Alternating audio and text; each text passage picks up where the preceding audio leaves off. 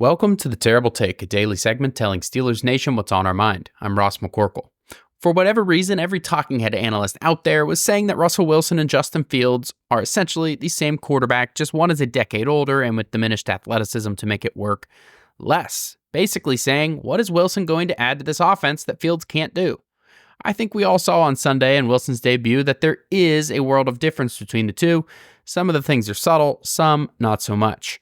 For one, Russell Wilson was under center in one game almost as much as Justin Fields has been all season through 6 games.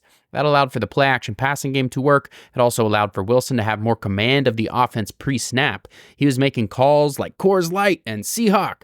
Some of these may have been just calling slide protection, and some may have just been decoys, but it seems like the Steelers are trusting him more to make calls as a 13-year veteran of the league. It has been a while since the Steelers have had that in their arsenal on offense. It wasn't long ago that Pat Freiermuth spilled the beans on Ben Roethlisberger's podcast that Kenny Pickett and the offense had zero ability to audible or check to different plays.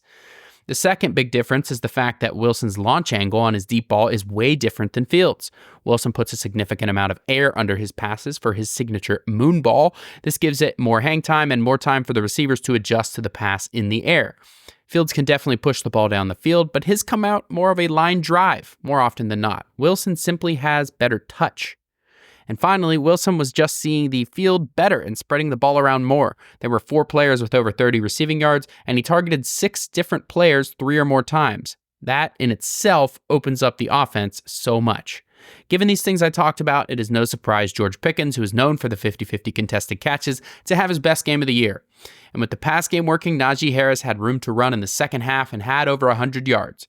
The offense looked like they were having fun, and Wilson elevated the group around him. Some of that is a combination of the tangible stuff I mentioned, and others the intangible stuff like leadership in the huddle. Either way, it looked different.